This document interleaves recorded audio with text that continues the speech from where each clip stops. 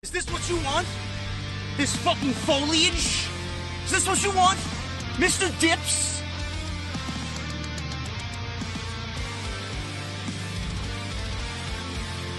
Is this what you want? Me standing in front of EC3 buying designer coats? Is this what you want?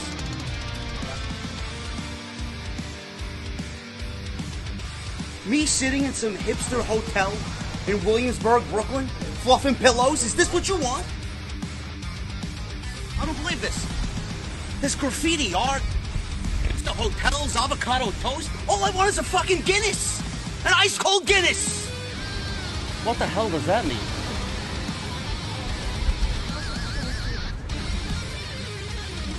Oh, this is what you wanted.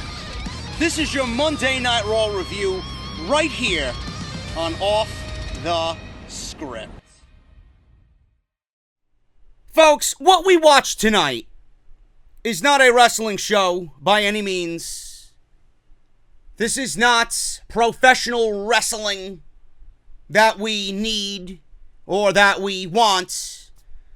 This is the ideas and the mind of a madman running wild on Monday nights with absolutely zero fucks given. I don't get it. I don't understand how this company employs so many people and there are so many people that just legitimately don't care. They don't care. There was so much illogical booking on tonight's show that I think my head is physically going to explode. I can't take it no more. Maybe I'm just too smart to watch these shows. I think if God came down from the heavens himself and stood in front of everybody and said, I will bestow upon you the worst wrestling show that I could possibly ever create, I don't think God himself could create a show this bad. Honestly. With all the power that man possesses, I don't think he could create a show that is as bad as Monday Night Raw. Folks, Ricochet just won the United States Championship against Samoa Joe in one of the best matches of the night on a pay-per-view that I hope dies 1,000 fucking deaths. Stomping Grounds. Wasn't needed then, not going to be needed going on into the future. Ricochet won the United States Championship from Samoa Joe at Stomping Grounds to solidify his second title reign in WWE. Fun fact, folks, Ricochet was a champion in WWE. Please do not disrespect the North American Championship, which right now is around the waist of one Velveteen Dream. Just want to get that out there. For the fucking idiots out there that don't realize, oh, Ricochet is a one-time WWE champ. No. Two-time title holder. North American and United States. I actually feel bad for Ricochet now. He was the champion of an entire fucking continent. And now he's just the United States. The United States. So let that sink in. I don't understand people's logic here, folks. I don't understand people's logic. Ricochet just won the United States Championship, and 24 hours later, he loses his first match against AJ Styles. So the first match in his title reign is a loss to AJ Styles. I don't give a shit if it's AJ Styles. I don't give a shit if it's Stone Cold Steve Austin. I don't give a shit if it's Dwayne The Rock Johnson. I don't give a shit if it's fucking Hulk Hogan back in the 80s. No champion should be losing on his first night of duty as a champion. Let me tell you something, folks. If you agree with this, you're a blithering idiot. If you agree with the decision tonight of Ricochet losing in a non-title match just because it's AJ Styles, your mind is not of the wrestling world. I posted on Twitter. I want to make sure I word this correctly because I am so fucking angry right now. It is ridiculous. It is ridiculous. I said this on Twitter. Ricochet wins the U.S. title last night, loses the very next night. I don't give a shit if it's to AJ Styles. Your future programs should not have the challenger beat the champion on the way to the championship in a non-title match before the title match. Fuck this show. Hashtag Raw. If you agree with Ricochet losing, you are one of the many reasons why this show is a complete fucking failure. And we're gonna go over everything else on this show. Everything that did not make sense. And we're going to expose all the bullshit that is Monday Night Raw, just so that you know that this show continues to get worse and worse every single fucking week. I don't know how much more of this I could take. I really don't. An absolute fucking embarrassment. It's getting to a point where I am embarrassed to watch this in front of my own fucking family. That's how bad it's getting. And if I made a list of the things that I was doing besides watching wrestling tonight, I marinated some fucking blueberry chicken with my secret spices. I cleaned cat shit. I cleaned cat piss. I cleaned the bathroom. I did the dishes. I made the bed. Again. I vacuumed. Took out the trash. Went to go get a fucking coffee. Made another coffee here at home. Seems like I did everything else but watch Monday Night Raw. And whose fault is that? Is it my fault? JD, why aren't you paying attention? Oh, I paid attention. I paid attention. I got ears. Whose fault is it that my eyes are not invested on what's going on? Whose fault is it that my mind is not giving a shit about anything that Vince McMahon is trying to tell us on television? It's Vince McMahon's fault. It's WWE's fault. Everything else that I did tonight, I found greater joy in than watch this fucking show. We're going to try, man. I don't know if we can do it, but we're going to try. Monday Night Raw. Tonight, your post-Stomping Grounds Monday Night Raw edition of Raw. If you guys missed the Stomping Grounds pay-per-view live on the channel, YouTube gave me a little issue. Didn't get up till 4 a.m. Probably later than that. I don't even remember. I was dead tired. They demonetized it, which I'm assuming has to do with the Stomping Grounds name. And I had to wait. I went to sleep with it being demonetized. I woke up, it was monetized, so all is good. But if you guys missed the video and it didn't push to your sub boxes, it's live on the channel right now. An hour and a half breaking down WWE Stomping Grounds. If you guys missed Off the Script as well, a Dear Vince on Friday's episode. And then Saturday we talk about AEW, which I cannot wait for, because we need real pro wrestling on top of NXT during the week, because WWE refuses to give it to us.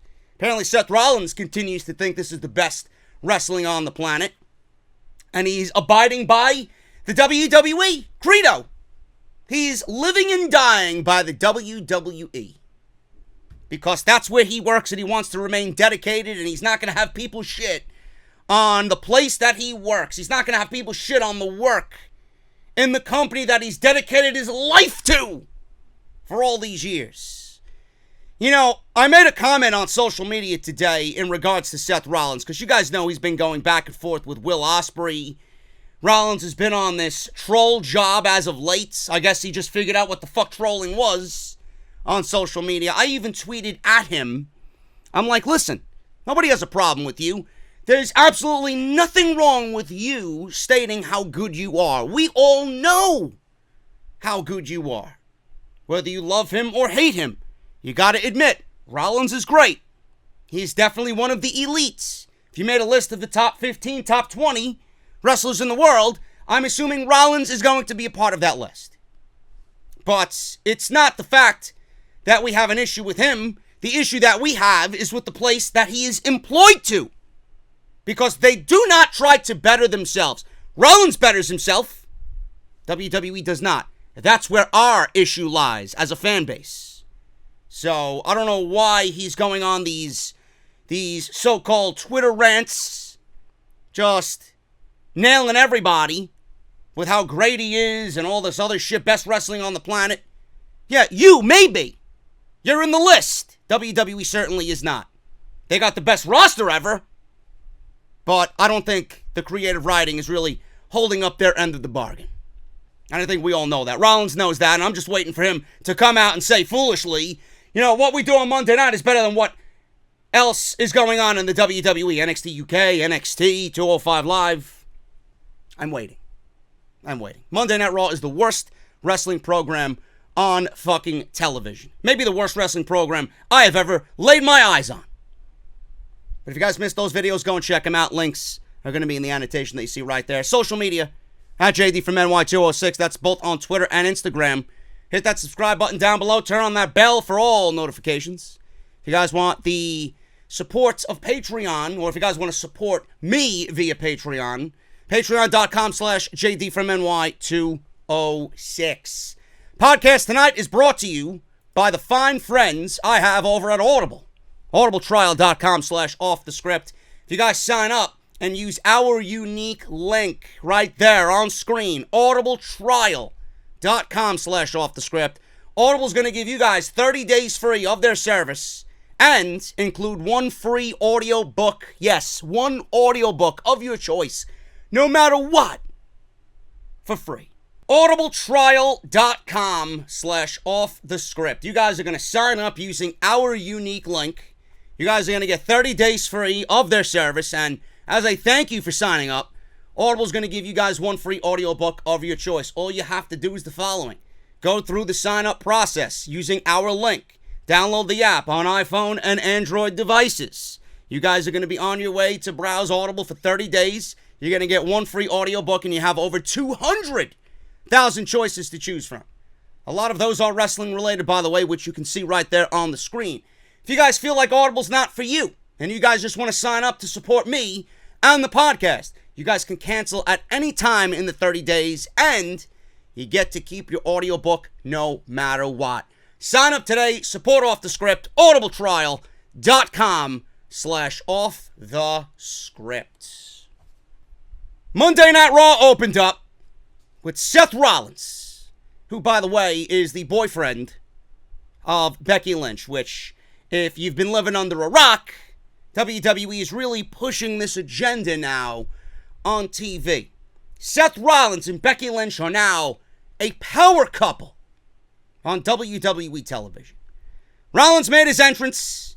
Michael Cole called Baron Corbin's choice of Lacey Evans as the special guest referee brilliant. I don't think I'd label anything Baron Corbin does as brilliant, but I did praise Baron Corbin's choice, or WWE thinking outside the box. I praised WWE's choice here as far as creativity, and I thought it was very well done, because Rollins has bashed everybody on the men's side with the steel chair, and having a lady chosen as the referee, the lady of WWE, Rollins is not going to hit a lady. And I thought that was a very nice idea. It made Baron Corbin look a little smart in the beginning of that match, which it ended up turning out that Baron Corbin was a fucking fool, as always, at the end of Stomping Grounds. The announcers commented on Stomping Grounds. They were showing clips of Stomping Grounds and the pay-per-view and the main event and the Universal title match. And Cole, I don't know if you guys picked up on this. I don't know why this bothered me so much. Michael Cole called the relationship between Rollins and Lynch, they are a real-life couple. A couple in real life. I don't understand what the fuck that means. They're a couple in real life? But here they are on WWE television, and they're a couple. So what are you telling me? They're a couple in real life. What the fuck are they on WWE television? Is this fake? Weird wording there. I don't understand who or what possessed him to say that. It made no sense to me, and I don't know why that bothered me so much, but it did. This entire angle is bothering me, and I'll get to that in a second. Seth stood around. He had the crowd chanting, "Burn it down." Seth then talked about how Corbin thought he was going to take the title from him last night, right down the road in Tacoma. He was interrupted by Becky Lynch. Seth Rollins' girlfriend makes her way out to the ring, if you guys didn't know. Michael Cole's got to just beat that down on commentary. She made her way to the ring holding the Raw Women's title. The announcers discussed Becky beating Lacey Evans at WWE Stomping Grounds, and a loud Becky chant broke out. Seth asked Becky, or told Becky, I should say, "You interrupted me. You interrupted me." Becky, in this role, I don't know if she really is Seth Rollins' girlfriend or just a very, very good friend, you know. It looks like Rollins is friend-zoned here on Monday Night Raw, and even more so at Stomping Grounds. They don't really look like a fucking couple to me. I don't know what the fuck's going on here, but you could actually show some couple instances here with Becky and Seth, please. They look like best friends out there. They do not look like a couple. Seth said he has to give it to Baron Corbin. He was smart enough to know he couldn't out-wrestle him or out-fight him. I don't think he could out-wrestle or out-fight. Well, maybe outright fight somebody because he is a Golden Glove boxing champion. But he certainly can't out-wrestle anybody. But he says he couldn't out-wrestle him or out-fight him. So he picked a ref that he couldn't bash with a chair and who would do anything in her power to take the title from him. Now, if they worded that a little bit differently, it would have made more sense. Where she failed, she was going to get back at Becky Lynch by other means, by taking her boyfriend's title or having a hand in taking her boyfriend's title, being that she couldn't do the deed against Becky Lynch herself and take Becky's title on her own. Could have been worded a little bit differently, and I feel like they missed an opportunity there to make a little bit more sense of everything in this situation. But he was smart enough to realize I've got the best backup on the planet. Fans chanted Becky. You might say it pays to be the man's man. Let me vomit. Jesus Christ. Becky Lynch said last night they proved individually why they're champions of their divisions. Becky went off on Lacey trying to steal a title for somebody else. Not on my watch. And then out comes Baron Corbin. And the remote controls universally around the globe are being picked up with their thumbs ready on the trigger. So Seth and Becky are in the ring. And Baron Corbin is there. Lacey Evans attacks Becky Lynch from out of nowhere. She comes from the crowd, I guess. Slides into the ring, attacks Becky Lynch. Seth pulled Becky off of Lacey. Becky shoved Seth because she wanted to continue beating the shit out of Lacey Evans. Corbin joined in the fight, went after Seth. Seth took him down with a sling blade. Corbin retreated at ringside. Becky delivered a Beck-sploder to Lacey Evans. And they were both standing at ringside. Seth and Becky are in the ring. Outside, we got Corbin and Lacey. Corbin then gets on the microphone and says that Becky saved her man again. He told Seth to fly home, put on an apron, and make a sandwich for the man because she's handling all of your business. Lacey has some words for Becky too. Corbin said if it weren't for Becky last night, he would be the Universal Champion. He said he picked Lacey for a reason. She's the only real woman we have around here in the WWE. Becky made funny facial expressions. Corbin challenged them to a mixed tag team match anytime, anywhere. Lacey liked that idea, and she suggested it happen at Extreme Rules. I thought it was going to happen tonight. It's happening at Extreme Rules. I mentioned on the Stomping Grounds review, it was either on Monday Night Raw or Extreme Rules. We're getting the latter. Becky said that's fine, but if they lose, if Corbin and Lacey lose, they don't get any more title matches. They don't get any more opportunities. They never step foot in the ring with either one of them again. Yeah, until 6 months from now when WWE clearly forgot what they stated on this very episode of Monday Night Raw. Lacey raised them a stipulation if this is a game of fucking poker. Seth said, name it. I don't care what it is. Challenge accepted. How stupid does Seth Rollins look in this situation? How stupid does he look? Without even hearing what they're raising them, he accepted. Like a dumbass. Like a fool. These are the heels. These are the dastardly heels. And you're going about this so recklessly that you don't give a shit what they have to say? So you accepted something in which you don't know the rules and regulations of. You don't know the stipulations. How stupid does Seth Rollins look in that very moment? I don't care what it is. Challenge accepted. He threw down the mic. He didn't even want to hear anything else. He didn't want to say anything else. He didn't give a shit. So, what we learned here is that Seth Rollins is very brave. Stupid, a fool, but very brave. So, this is the rule. Corbin says both titles will be on the line, the Raw Women's title and the Universal title, winner take all mixed tag team match.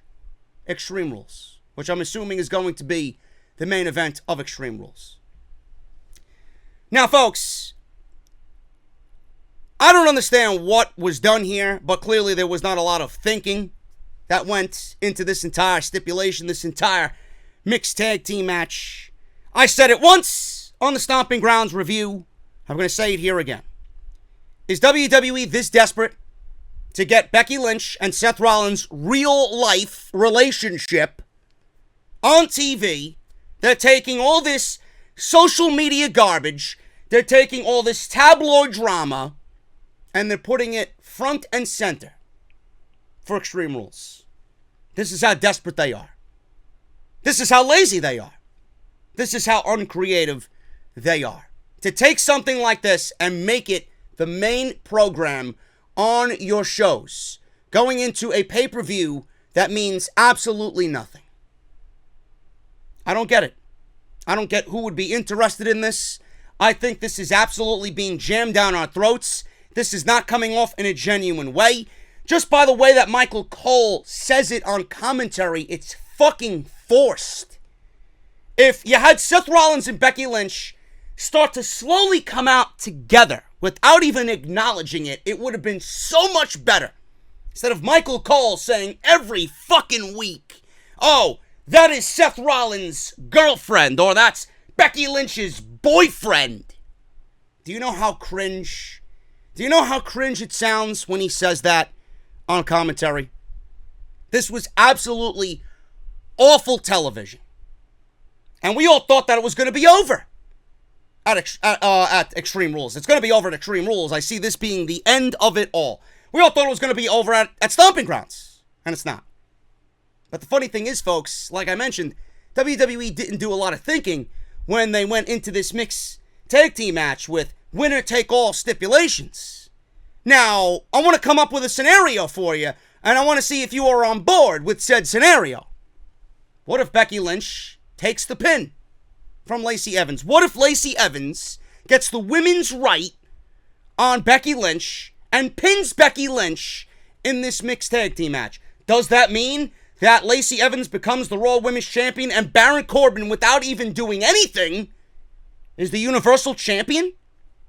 So Baron Corbin can literally do nothing and become the Universal Champion of WWE. How does that make any sense? How does that bring value and prestige to the Universal Championship? They didn't think about that one. Same thing goes for Baron Corbin. If he pins Seth Rollins, does that mean that Becky Lynch is now not the women's champion and Lacey Evans, in typical fashion, would get a championship for basically doing nothing? They didn't think this one out, folks. This is absolutely torturous television. God awful. I pray to God. I pray to everything that is WWE that this is it.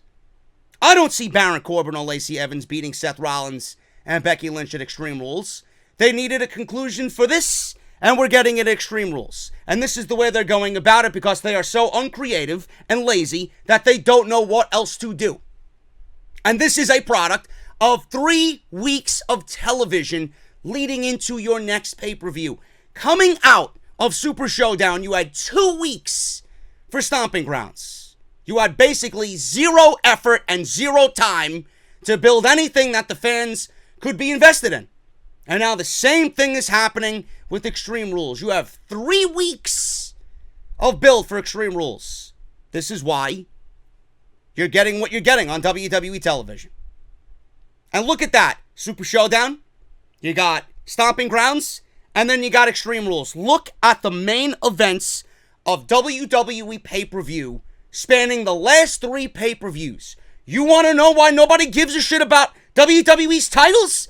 Do you want to know why WWE doesn't have anything going for them as far as fan investments? Look no further than the last 3 main events of their pay-per-views. Need I say more? This was fucking terrible. Big E, Xavier Woods, and the Usos versus Daniel Bryan, Rowan, and the Revival. 8-man tag. I don't know why we couldn't get Heavy Machinery in this role. Where were they? They put on a great performance at Stomping Grounds. You couldn't put Heavy Machinery in this role? You couldn't have Heavy Machinery take the place of the New Day in this 8-man tag, this meaningless 8-man tag? Elimination, by the way, because there can't be any more wrestling during the commercials, according to Vince McMahon. So we're going to have elimination matches in 2 out of 3 falls, and we're going to have silly little segments where the club come out in AJ Styles matches, and he sends them to the back as if he's a fucking WWE official. Just to prolong the match so that they could go to commercial, and then when they come back from commercial, they're gone, and the match resumes. Unreal. Elimination match here.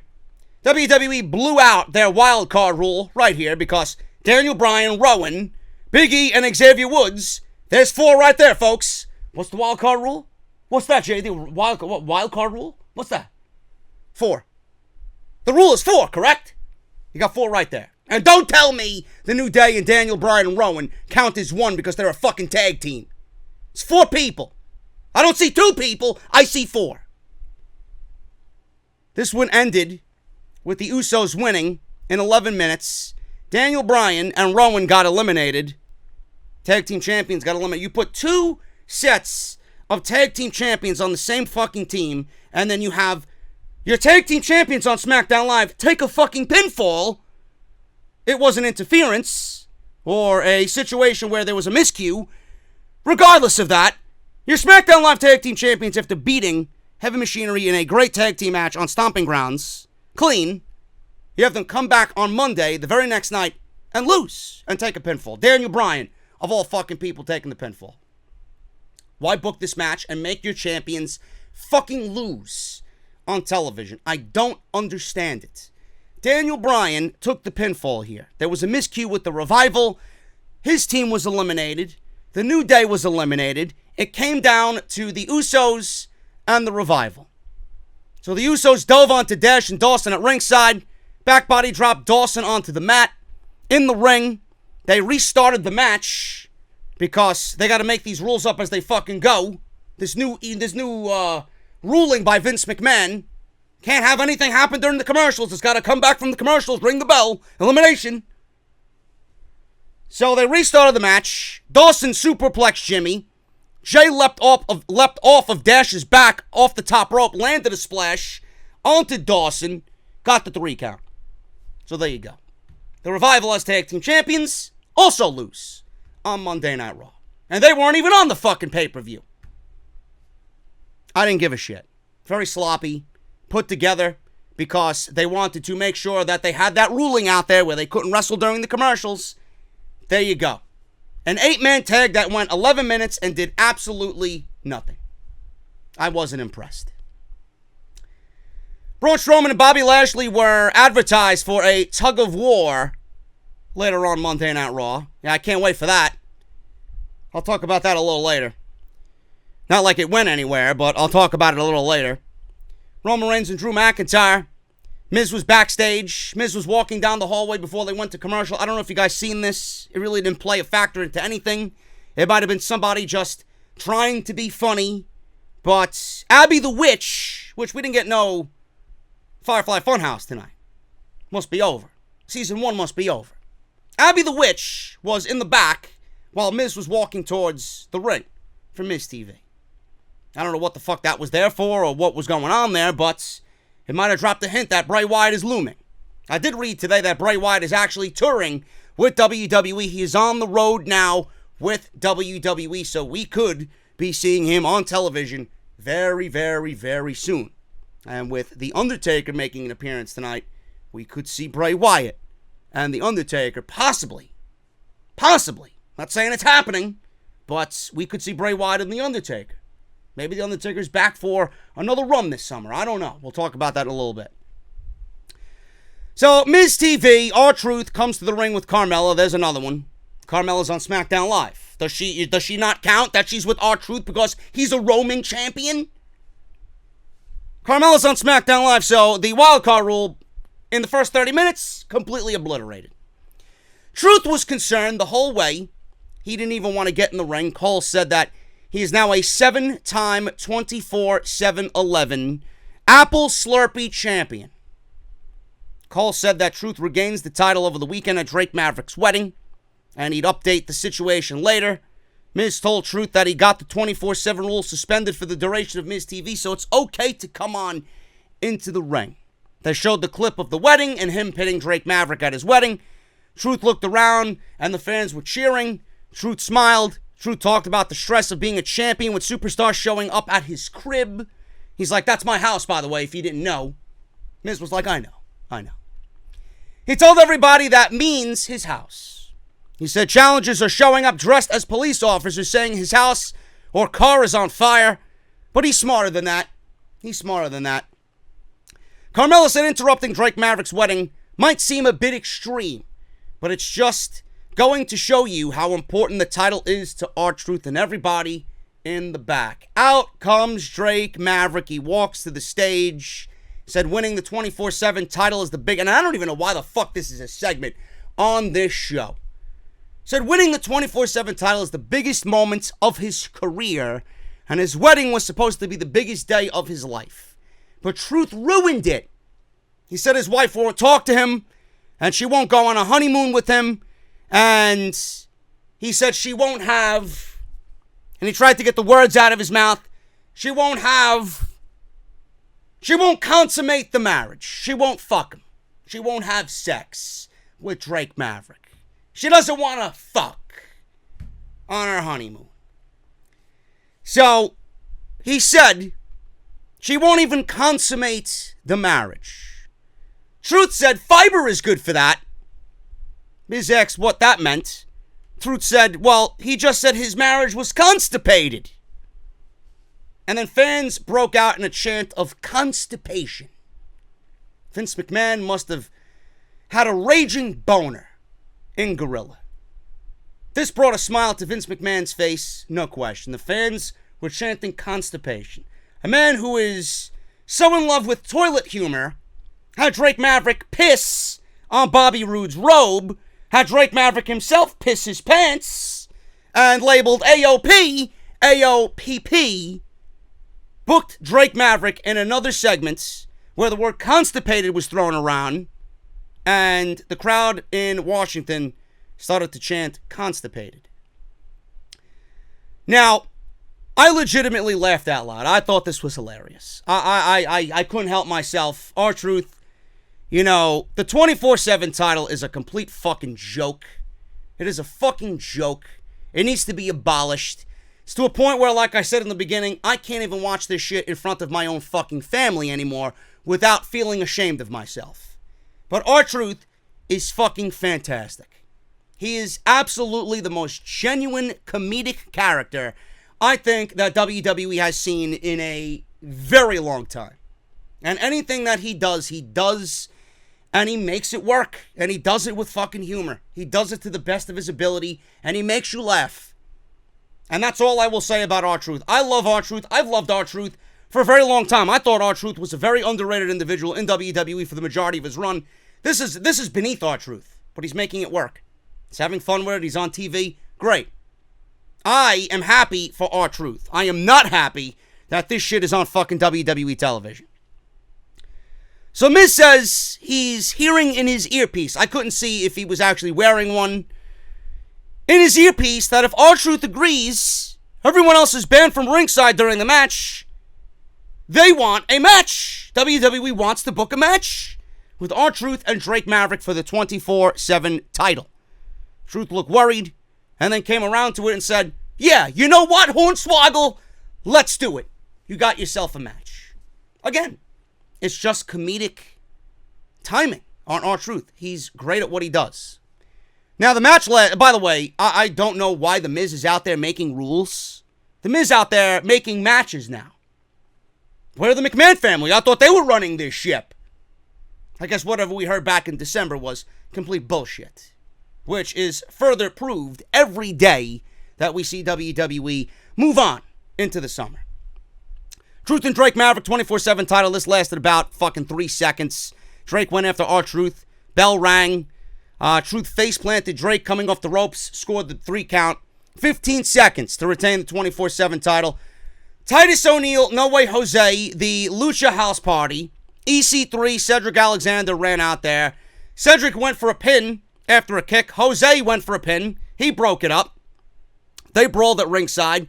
There was more brawling at ringside. Truth with Carmella on his back. They ran through the crowd. They cut to the back with Drake really just crying over the loss of the 24/7 title. Drake was too broken up to speak about him losing. He just turned and left and walked to the back. I don't know how much longer I could see this shit on television, folks. Take it off fucking television. This was one of 2 segments that the 24/7 title had on Monday Night Raw. You mean to tell me that this is WWE trying? This is WWE trying to create an environment in which fans are emotionally invested in what they're doing. It's a fucking joke. It needs to remain on social media. R-Truth is pulling numbers on social media. Keep it there. It's not funny on the show. The matches are a fucking disgrace. The title itself is a disgrace. I'll laugh at R-Truth on social media. I don't want to laugh at R-Truth on Monday Night Raw. We got much more bigger fish to fry on Monday Night Raw. And you're not fixing the show by including this nauseating garbage. Which, again, I will say, I'm embarrassed to watch even in front of my fucking family. Lacey Evans and Baron Corbin are talking about the mixed tag team match at Extreme Rules being made official. Lacey told Corbin she wants to be Raw champion or Raw Women's champion. Corbin says he's going to enjoy stomping on Seth again, but everyone thinks Seth is some kind of Superman. Lacey said even Superman has kryptonite, and Seth's is Becky. She said if they take care of that nasty, we both become champions. Corbin says who knows, they might become the new power couple in WWE. And I think after that was stated, I think everybody got some unknown disease and dropped dead upon hearing that. That is just absolutely fucking awful. You want people to cancel their subscriptions? Go ahead. You do exactly what Lacey Evans stated in this backstage promo. Shane McMahon, where's the remote? Where's the remote? I hear the remote's being picked up again all over the world. Shane McMahon is out there. Danced his way out to his music. Drew McIntyre comes out to his own music. Mike Rome introduced Shane McMahon normally. And then he has Mike Rome do it again. Mike Rome doesn't have the vocal cords like Greg Hamilton does. Take it easy on poor Mike Rome. So, Drew McIntyre is there, and he's there with Shane McMahon. He's just pacing like a fucking rabid dog. They're staring at each other. They're staring at Mike Rome. Shane then tells Mike Rome something, and I thought he was going to have him do the intro all over again. But it was not the case. Rome says he was just informed that it's a 2-on-1 match. Okay. We got that ruling last night. It was a fucking handicap match. What do you think the handicap match is? It's 2 against 1. So then Mike Rome had to reiterate it and explain it that it's going to be Shane and Drew not tagging in and out, but it's going to be Shane and Drew in the ring at the same time against Roman Reigns. Wow. That little detail makes the match so much better. So out comes Roman Reigns, 2-on-1 match. Reigns and Shane McMahon, Drew McIntyre. Reigns took out Shane as the bell rang with a punch. Drew attacked Reigns in the corner, and Reigns tried to fight back. Roman clotheslined Drew over the top rope.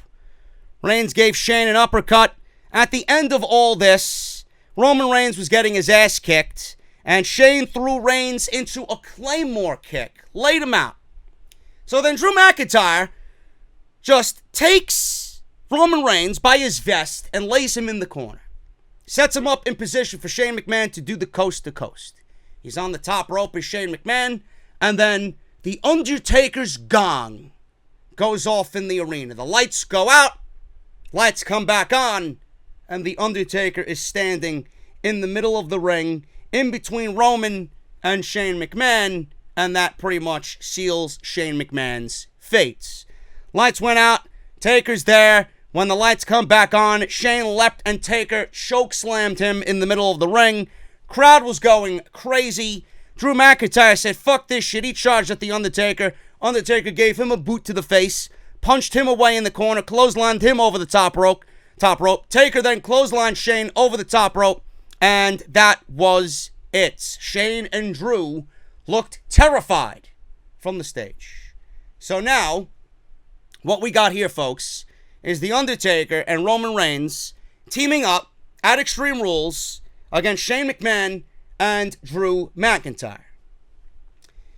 Now, there's a reason why this is happening, folks. It's not because WWE felt like this feud needed something. Okay, this feud was dead on arrival to begin with. Not even the fucking Undertaker can save this feud. Do not be fooled. This feud was deader than whatever is in the fucking Undertaker's coffin. Undertaker himself is not going to, somehow magically bring interest back into this fucking feud. Let me tell you something. It still sucks.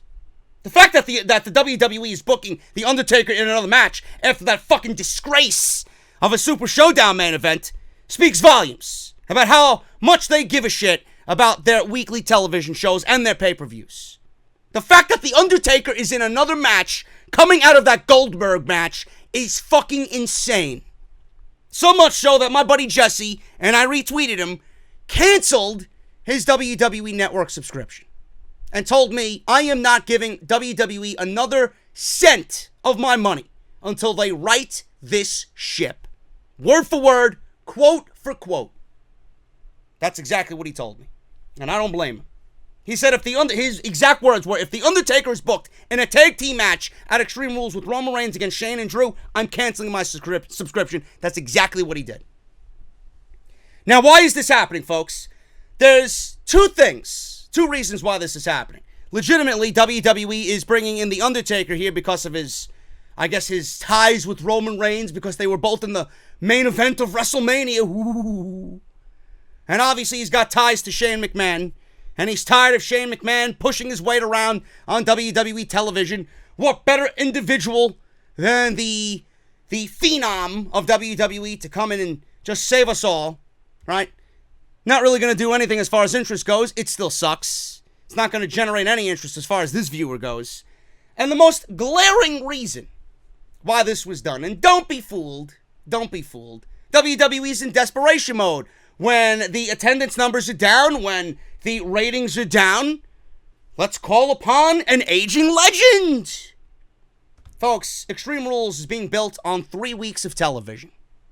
If WWE didn't do The Undertaker in this match, to get The Undertaker in the building at the Wells Fargo Center in Philadelphia, Pennsylvania, for Extreme Rules, if they didn't do this tonight, what would possess an individual to go there and watch a WWE pay-per-view with nothing more than rematches from a Stomping Ground show that had at least 30% of the venue last night at the Tacoma Dome filled?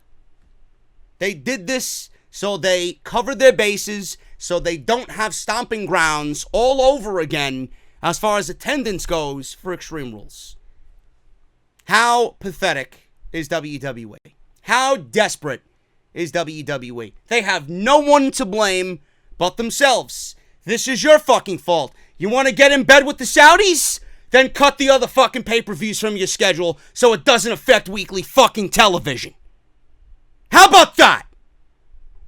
Tired of these pay-per-views getting 2-3 week builds. And then we, the viewer, have to sit through rematch after rematch after rematch. We have to see everything on WWE television be deemed as unimportant. Titles are worthless. There's no feuds that we could physically invest ourselves in or emotionally invest ourselves in. Nothing. This is WWE's fault.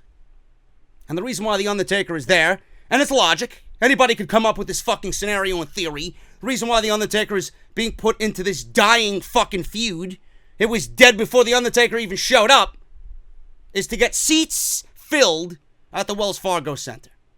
I'm glad WWE can go back into their Legends cookie jar and pull out a fucking random name to advertise for a pay-per-view. Come on out to Extreme Rules and see The Undertaker. 53 years old, aging, and coming off that 5-star fucking classic with Bill Goldberg. Pathetic. Absolutely fucking pathetic. It was a nice surprise. And this is what we get excited for now. The Gong, a chokeslam, and The Undertaker randomly showing up on Monday Night Raw. Now, does this mean that The Undertaker is showing up for Extreme Rules only? How much are they paying him for one appearance at Extreme Rules? Or does this mean The Undertaker is going to be back for a mini run going on into SummerSlam? Because WWE knows their attendance figures are down, and they know their weekly television is absolutely fucking bleeding, and need desperate help. Is he back for a mini run? And if he is, who does he go up against? Maybe Bray Wyatt. Maybe Bray Wyatt is there to feud with The Undertaker. And we get Bray and The Undertaker all over again, but with Bray as the Fiend against the Phenom at SummerSlam. I hope that's not the case, because that is the most uncreative way to bring back Bray Wyatt that you could possibly book him in. Something we've already seen, and it plays off the dark of The Undertaker's character mixed with Bray Wyatt's new darkness of the Fiend. I don't like it. Just how people are fantasizing about the fucking Fiend versus the Demon. No. You get Bray doing his own thing, you get him in front of a fucking audience first to see how the fans are going to take to him, and then you book him as an unstoppable monster on his way to the WWE Championship, whether it's against Kofi or Seth Rollins for the Universal Championship.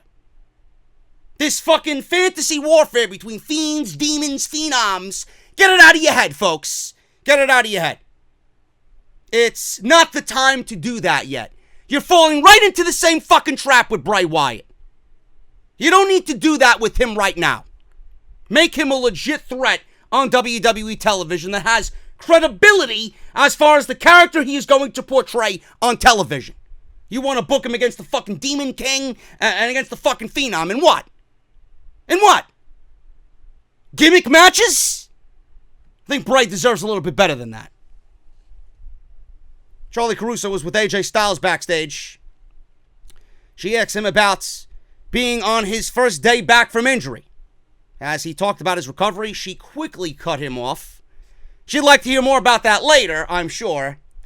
But she asked exactly what I asked on the Stomping Grounds review. Why challenge Ricochet on his first night back? He said sitting on the couch was killing him. And last night Ricochet impressed him in that incredible match with Samoa Joe. And I guess he was going on to say that he wants competition. One of the theories that I came up with on the Stomping Grounds pay-per-view review, maybe AJ Styles wants competition. Not really all that good of an excuse to come back and not want to go after Kofi Kingston or Seth Rollins, or go after Seth Rollins again for the Universal Championship, being that we have Baron Corbin in the fucking main event. Could you please save us from this terrible bullshit going on in the main event of Raw? You want Ricochet. I would rather AJ Styles and Seth Rollins again. But that's neither here nor there. He was going on to explain why he was doing it, but it's not a good enough excuse as to why AJ Styles, who is a face of SmackDown Live, is now wanting the United States Championship, a title that's been dead in the water for years. I think AJ deserves a little bit better than that. I think he honestly didn't give that much thought. So he sees Luke Gallows and Carl Anderson leading a conga line by No Way Jose. Styles asks what they're doing. He says they have a match against the War Raiders tonight and should be preparing for that match. Styles says, we've talked about this. Anderson and Gallows says, don't worry, we're partying. We're at the top of our game. We know what we're doing. And they blew off any advice from AJ Styles. Anderson and Gallows says they're at the top of their game. Styles asked where Gallows and Anderson are. Where are Carl Anderson and Luke Gallows, the guys that I met in Japan? Where are those guys? Let me tell you something, AJ. Their bodies may be in WWE, but their souls were left in New Japan. Their souls realized what was going on in WWE and quickly retreated right back to the fucking Tokyo Dome. But their bodies, their hosts, are here in the United States.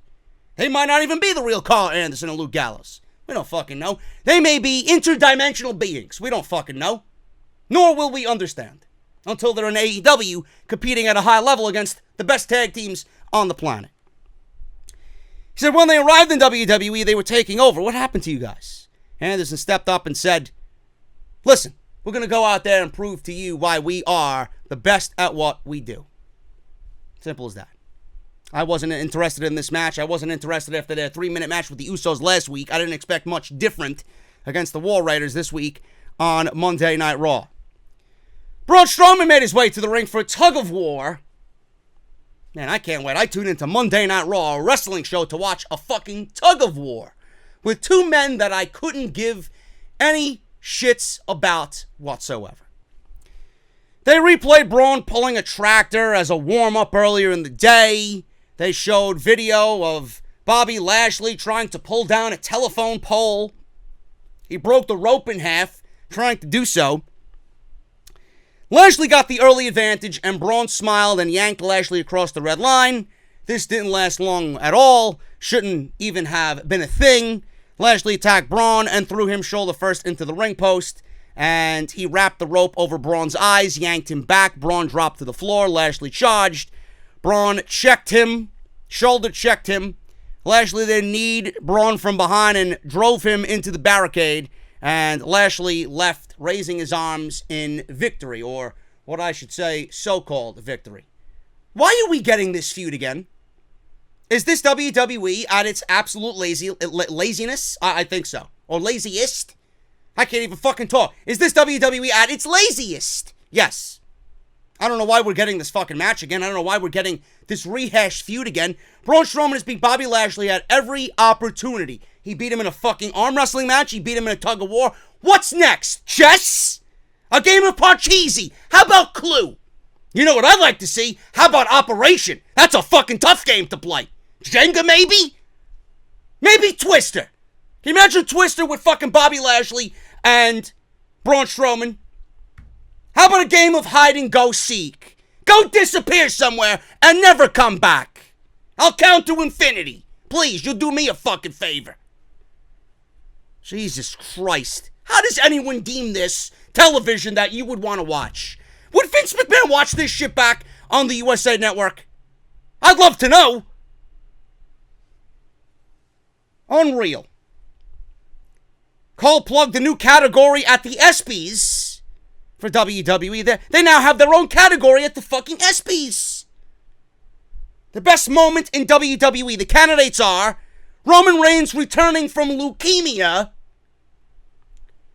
Ronda Rousey capturing her first championship, and Becky Lynch winning the women's titles at WrestleMania. Also on the list, Kofi Kingston's first WWE title victory at WrestleMania. Voting ends July 10th. You know what should win?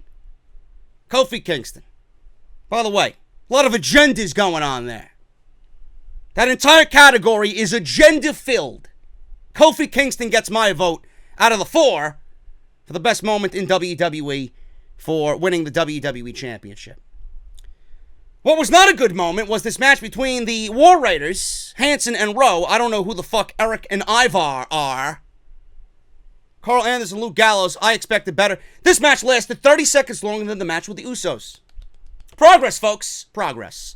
Viking Raiders, War Raiders win here. They win with Thor's hammer. Viking experience doesn't exist in my vocabulary, folks. They win with Thor's hammer, and that is it. Styles was looking on, and that's pretty much it. Watching the match and watching his guys fail, as always. With every failure, AEW smiles more and more. Nikki Cross is backstage, or I should say Nicole Cross is backstage, grumpy, and Alexa Bliss is pacing. She apologized for last night. She said she lost control and she feels like it's all her fault. Alexa says she can't use it as a way to beat herself up. Use it as motivation. Bliss says Bayley does a good way of manipulating people and making them feel guilty about her shadiness. Nicole says that there has to be a way to get her a rematch. Bliss says they have to come up with a plan. Natalya and Naomi approach Nikki. Natalya told Nikki that Bliss isn't to be trusted. Naomi says she and Natty have known Bliss for years and they want her to know what she really is like. Nikki said she knows Bliss's reputation, but at which point Bliss entered and asked why they're talking behind her back. She called Naomi a neon Bailey buddy. Naomi says she deserves the glow, and tonight she's going to give it to her because before tonight started, I couldn't wait to see Naomi and Alexa Bliss in the ring together on Monday Night Raw. WWE's making dreams come true, one after another. Mojo Rawley and Heath Slater were in the ring. Mojo signed the new contract extension for WWE. A fucking idiot, to say the least, but he really wouldn't be accepted by any other company, so you might as well just stay with the fucking company that's going to pay you. Why not? Making money for doing absolutely nothing. Making money for drawing lines on your face and being a heel that isn't getting any TV time. Heath Slater's in the ring. Truth jumped over the barricade, and I guess he made his way back into the ring. More bullshit with the 24/7 fucking cheese dog title. Truth entered the ring and was surrounded by Eric Young. Truth backdropped Kalisto onto a crowded group on the outside. Mojo charged. Truth ducked. Slater then gave Truth his neck breaker and won the 24/7 title. EC3 then pulled Slater out of the ring. Slater ducked, ran with the belt. Titus and Young trapped him. He re-entered the ring where Truth dropped him on his face and scored the pin to regain the title. So he pins Heath Slater in the ring and regains the title back. Cedric Alexander comes in and gives Truth a lumbar check, and it broke my heart to know that Cedric Alexander, one of the most talented guys in this fucking company, in the ring, held the 24/7 title on Monday Night Raw for seconds. This is what they think of Cedric Alexander, folks. This is what they think of Cedric Alexander. Why did you demote him from Monday Night Raw to do this, to only do this with him? I don't get it. And I'm still wondering where the fuck Buddy Murphy is. I'm seriously about to put out a fucking search warrant. I'm about to put his fucking name all over every milk carton I see. Where is Buddy Murphy? Why do you demote these guys and not use them? Cedric Alexander captured the 24/7 title. Tried to escape. Mojo charged. EC3 slammed Cedric onto the floor. He got the title. The greatest moment in EC3's WWE career happened tonight, folks. He had his hands on the 24/7 title for seconds. He is now a one-time champion in WWE. Carmella then yanked the belt away from EC3. Truth then schoolboyed EC3 on the ramp from behind, and he regained the title. I think he's like a 9-time 24/7 7-Eleven Twix and Butterfinger champion. Unreal. Throw in some fucking Swedish fish while you're at it, please. I love me some Swedish fish.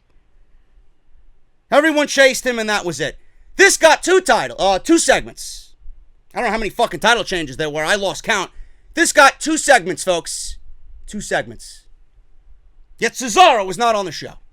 Yet Cedric Alexander is in the middle of this fucking garbage. I don't get it. I don't understand it. I really don't understand it. How this is making the show any better. I'd love someone I'd love anybody to fucking tell me. I'd love anybody to fucking explain it to me. Sarah Schreiber interviewed Ricochet. She asked what it means to win his first title in WWE. Let me cut you off there, honey. This isn't his first title. He is the North American champion in NXT. Or was, I should say. He was the North American champion in NXT. The title is a WWE title. It's got the WWE logo on it. NXT's logo got the WWE symbol on it. No reason. No reason. But to the fucking plebeians out there, this is his first title in WWE. This is also not the first time that Ricochet and AJ Styles went one-on-one, by the way. This happened many years ago inside a House of Glory ring. Fun fact. He says it's all sinking in just like the fucking Raw ratings every week. He can feel it, and he doesn't want to go away. Or he doesn't want it to go away. He should go away, back down to NXT. So he'll do anything he can to make sure it does not go away. This feeling does not go away. He said it might sound cliche, but it did take the full support of his friends and fans. He said that last night is last night, but tonight is tonight. And he has to face someone he's looked up to his whole career. He called him a trailblazer, and he intends to prove he's worthy to hold this championship. Inspirational speech by Mr. Ricochet. Kofi Kingston made his way to the ring, and this is complete garbage to me. I barely paid attention to this. I'm going to go over this in the quickest way that I possibly can, because this is nothing but rinse and repeat. Kofi Kingston is on Monday Night Raw as the WWE Champion. Kofi's in the ring. I guess Caruso, congratulated him on beating Dolph Ziggler. Sami Zayn, I was going to say Sami Callihan. Sami Zayn comes out here. I wish Sami, actually I don't, to be on fucking Monday Night Raw. Sami Zayn is on Monday Night Raw. And Sami said, let's not waste time with this basketball journalism. Sami joined by Kevin Owens. And KO says he's got some questions of his own. He called Caruso not Renee. He's like, hey, not Renee. I got some questions for Mr. Kofi Kingston. He said her presence isn't needed because they're about to have Sami and Kevin do a Sami and Kevin show. So KO asked, why are you here? Good question. That's a fucking top priority right there. I'd love to know that fucking question, or the answer to that question. Why are you here? Beats me. Was the wild card rule even mentioned tonight? I don't think so. Who do you think you are? Why don't you just get the hell out of here, man? Kofi said that while they're asking their questions, he has a question of his own. Kevin, do you know you have a gigantic zit on your head that's bleeding? I can see it from here. Sami asked Kofi if and why he is such a paper champion. Said Kofi's entire identity as a champion is a guy who gets help from his friends. Sami bragged about destroying those friends at Stomping Grounds, which was a great match, by the way. I'd actually recommend going back and watching it. He asked Kofi why he uses his friends as champion. Kofi said they have a bizarro relationship where they love each other, they hate each other, love to hate each other, etc. That's not how he and his New Day brothers feel. That's a bond nobody can break. Kofi said he can beat Sami all by himself, just like he beat Dolph Ziggler all by himself. Sami called him arrogant. He said his ego is out of control. He says he needs a dose of reality, courtesy of him. Kofi laughed and said, with him, it's not about ego, it's about perseverance. This title isn't about me, it's about all of them. He points to the crowd. He asked the fans if they were tired of hearing Sami Zayn talk. He invited him to get in the ring and get another Trouble in Paradise. So, folks, we've seen this match how many times over the last several weeks, and we're seeing it again on Monday Night Raw. This match went 8 minutes. Sami lost. Kofi beat Sami again. Sami looks like a fucking loser. We had a Michinoku driver by Sami Zayn here. KO kicked Kofi at ringside, ran away before the ref saw him. Sami got a chin lock on Kofi. Sami took control, got the Michinoku driver like I said. Kofi fought back with a sunset flip into a leverage pin. 3 count out of nowhere. So Kofi Kingston wins in 8 minutes. Afterwards, KO takes the microphone and sees a celebrating Kofi Kingston and asks if he thinks he's such a great champion, why don't you get in the ring with me? Fight me right here, right now. Kofi said, let's do it. So this match barely went 2 minutes. Kofi Kingston wins via countout. KO slammed Kofi into the ringside barricade. Kofi came back with an SOS on the fucking edge of the steel ramp in the aisleway. What a dumb fucking thing to do. I didn't really see it because it happened so quick. But man, Kevin Owens taking that bump. A man that size, shit can go wrong. I don't know why they did it. It's just a stupid thing to do. After the match, Sami went after Kofi. Kofi threw him to the floor and dove over the top rope, knocking KO and Sami over.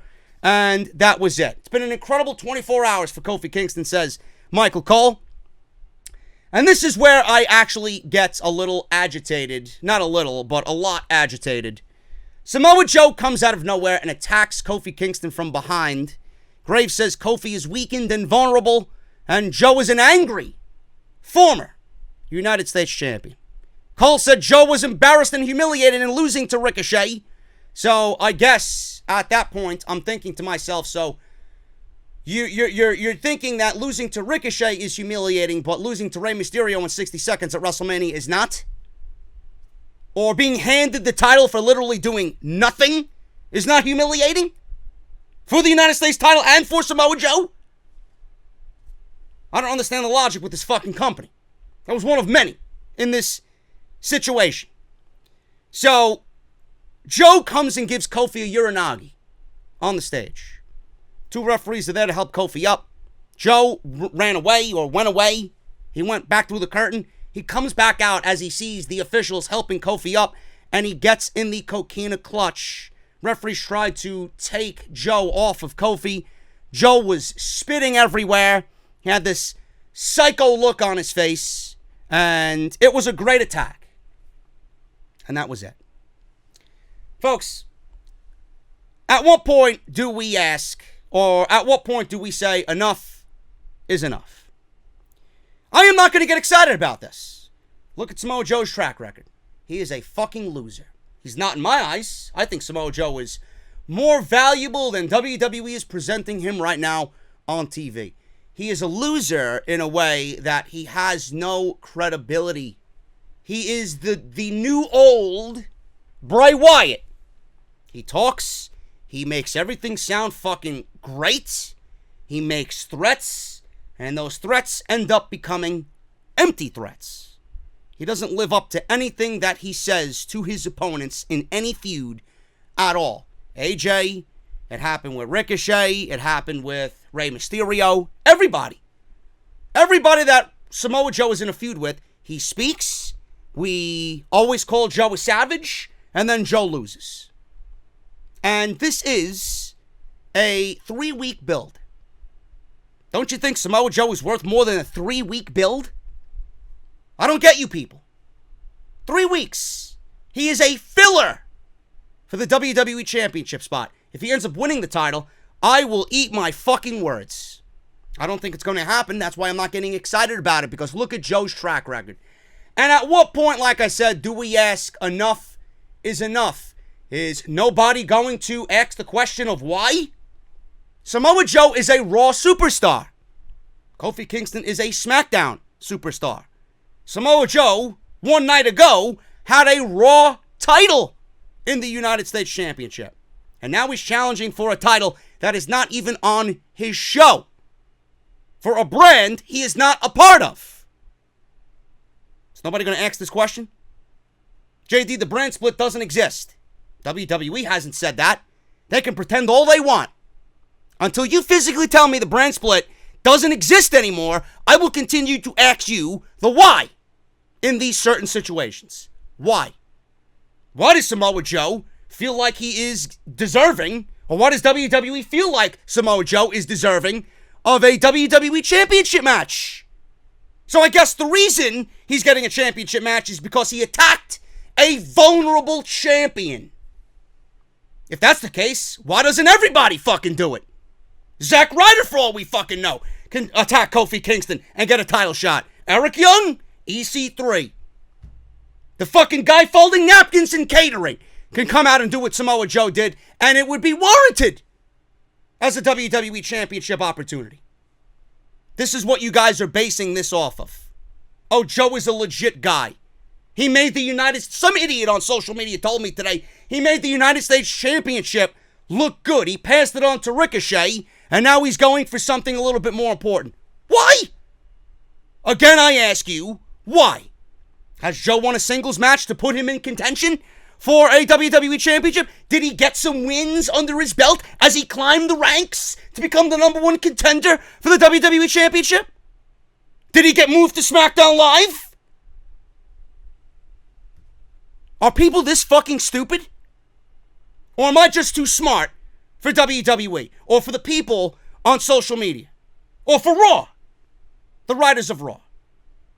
You need to give me a reason as to why Joe just lost the U.S. title and now, all of a sudden, with no fucking explanation, is getting a WWE Championship opportunity. Wins and losses do matter in WWE. The wins don't, the losses do. The more you lose, the more you benefit. The more you lose, the more opportunities at championships you get. Folks, Extreme Rules is 3 weeks away. If you don't realize that Samoa Joe is nothing but a fill-in-the-blank fucking challenger for Kofi Kingston during a 3-week build to a meaningless pay-per-view, you're an idiot.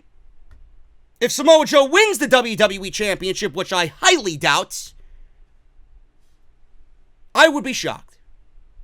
Because then WWE would be doing something right. Even though he didn't do anything to deserve said championship. And for the people who want to get on social media and start claiming, oh, well, JD Johnny Gargano did the same thing with the North American title. He lost that and challenged Adam Cole for the NXT title. I complained about that when it happened as well. So cut the shit out and stop trying to make me look wrong when I said no such thing. I had a problem with my boy Johnny doing the same thing for the NXT Championship. I don't understand you people. I really don't get it. This pisses me the fuck off. Everything that I just mentioned here, legit. Everything I mentioned here, fact. When you guys can come up with a solid reason as to why and answer my whys, then we'll discuss. But right now, this made absolutely no fucking sense whatsoever. And poor Kevin Owens and Sami Zayn. Another loss for Sami Zayn and another loss for Kevin Owens. Count out, counts as a loss. When they just had a great tag team match with the New Day. Again, I don't know why WWE, if they're so blatant with fucking Samoa Joe, a Raw superstar, challenging Kofi Kingston, a SmackDown superstar, for a WWE Championship while doing nothing for it. What's the difference? If Kevin Owens and Sami Zayn challenge and be paired together as a tag team to challenge the tag team champions on a brand. Until WWE comes outward and says that there's no brand split, I am going to continue asking the fucking whys in situations like this. Naomi versus Alexa Bliss. Yawn. Bliss wins in 2 minutes. Bliss called Nikki to the ring afterwards. DDT, by the way. Spike DDT by Alexa Bliss. Bliss called Nikki into the ring afterwards. Bliss beat up Naomi after the match. This went to a tag team match because we all wanted to see Naomi and Alexa Bliss so badly. Why not make it a tag team match? Spur of the moment fucking garbage here on Monday Night Raw. This match went 6 minutes, so this was dedicated to 8 minutes on a show that I'm sure could have benefited from something better. Natalya and Naomi versus Nikki Cross and Alexa Bliss. Nikki and Bliss win. So fuck Natalya and Naomi. Fuck them. Who cares? Ricochet versus AJ Styles in the main event. I don't know what you want me to say that I didn't already stated in the beginning of this fucking review. Ricochet versus AJ Styles. Why is this happening? Because WWE, and I mentioned this on Sunday during the Stomping Grounds podcast, WWE realizes that if this is what they are doing, and this is the plan for SummerSlam, we don't know yet. After tonight, I'm pretty sure that it is going to be somewhat along the lines of where they're going. Maybe Rey Mysterio added in. Maybe we get a triple threat match with Rey, Styles, and Ricochet for the United States title. But right now, it looks like we're getting Ricochet versus AJ Styles at Extreme Rules. Because they need to fill seats. They need to fill seats with a marquee match like that. Add The Undertaker, there you go. That's all you really need. I said on Sunday during the podcast for Stomping Grounds, WWE in August does not want to fall behind the pack. NXT TakeOver Toronto, NXT TakeOver UK, All Out, AEW, and SummerSlam.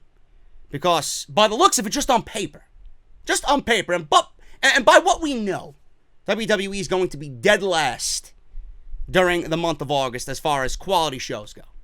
So WWE needs to get SummerSlam ready. What better way to do that than Ricochet and AJ Styles to start planting the seeds now for the United States Championship in the summer?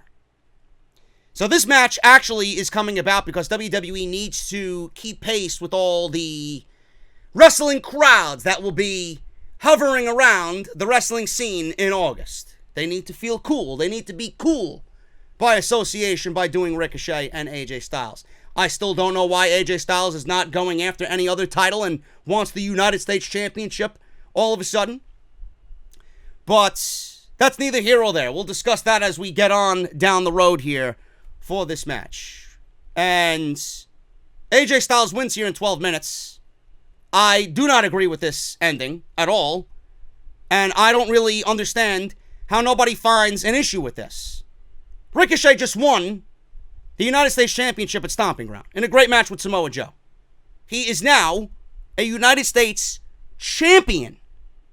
So, after one night, after a grueling, hard-fought match against a great heel in Samoa Joe, someone who is legit in Samoa Joe, you have Ricochet, 24 hours later, come out on Raw and lose a non-title match to AJ Styles. I don't give a shit if it was AJ Styles. I don't give a shit where you rank AJ Styles in your list as far as best wrestlers on the planet.